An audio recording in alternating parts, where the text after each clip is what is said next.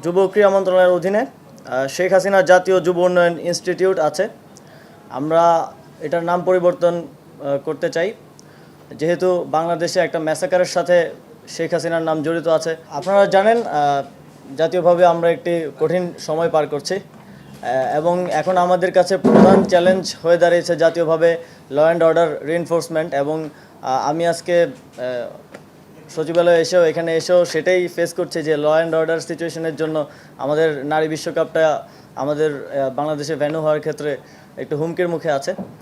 তো এই বিষয়ে আমরা আজকে কিছু আলোচনা করেছি বিসিবির সাথে এবং আজকে মন্ত্রণালয়ে এসে সবার সাথে আলোচনা করে আমার ভালো লেগেছে এবং আমার মনে হয় আমরা একসাথে ভালোভাবে কাজ করতে পারবো।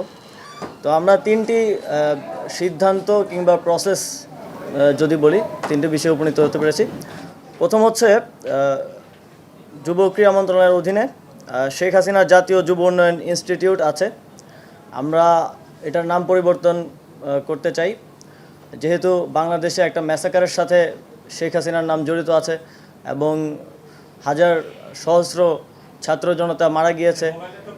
আমরা মনে করি তিনি এর সাথে সরাসরি যুক্ত এবং সেই জায়গা থেকে এটা শুধু আমাদের মন্ত্রণালয়ে না, প্রত্যেকটি স্থানে এটা করা হবে।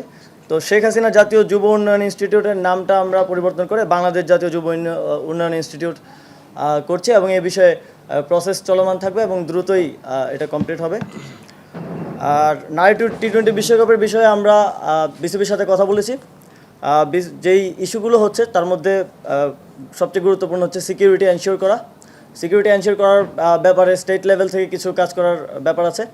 আমি আজকেই যমুনাতে গিয়ে ইউনুস স্যারের সাথে এই বিষয়ে বিস্তারিত কথা বলবো এবং তিনি একজন ক্রীড়াপ্রেমী মানুষ, তিনি অবশ্যই এটিতে আমাদেরকে সহযোগিতা করবেন এবং স্টেট লেভেল থেকে সিকিউরিটিটা আমরা এনশিওর করব। আমরা ইউএনের সাথেও কথা বলবো যাতে তারা সাজেস্ট করে কিছু দেশের ট্রাভেল রেস্ট্রিকশনস আছে সেগুলো যাতে সমাধান করা যায়। আর অবকাঠামোগত কিছু উন্নয়নের ব্যাপার আছে, সেগুলো মাননীয় সচিব আমাকে নিশ্চিত করেছেন যে কমপ্লিট করা হয়ে যাবে এর মধ্যেই। এবং বিসিবির বিষয়ে, যেহেতু বিসিবি একটি অটোনমাস ফেডারেশন, তো সিদ্ধান্ত তো আমরা দিতে পারবো না, আমরা বিসিবির থেকে সাজেশন নিতে পারবো, তাদেরকে সাজেশন দিতে পারবো। সো বিসিবির সভাপতি অনুপস্থিত আছেন। অবশ্যই একটা ফেডারেশনকে ওয়ার্ক করতে হইলে তার সবগুলো অর্গান ঠিকভাবে ভালোভাবে কাজ করতে হয়। সভাপতির মতো গুরুত্বপূর্ণ দায়িত্বে যিনি আছেন তিনি অনুপস্থিত আছেন, কিন্তু বিসিবি যেহেতু একটা অটোনমাস ফেডারেশন আইসিসির অধীনে, তো এই বিষয়ে আমরা সিদ্ধান্ত নিতে পারবো না। আমরা সাজেস্ট করেছি যারা বিসিবির ডাইরেক্টরস আছেন তারা এই বিষয়ে লিগ্যালি কীভাবে আইসিসির লিগ্যাল ফ্রেমওয়ার্কের মধ্য থেকে কীভাবে এই বিষয়টি সমাধান করা যায় এবং অন্তর্বর্তীকালীন সময়ের জন্য কাউকে নিয়োগ করা যায় কিনা সে বিষয়ে তারা আমাদেরকে পরবর্তীতে রিপোর্ট করবেন এবং এ বিষয়ে আমরা প্রসিজারটা চালু রাখব।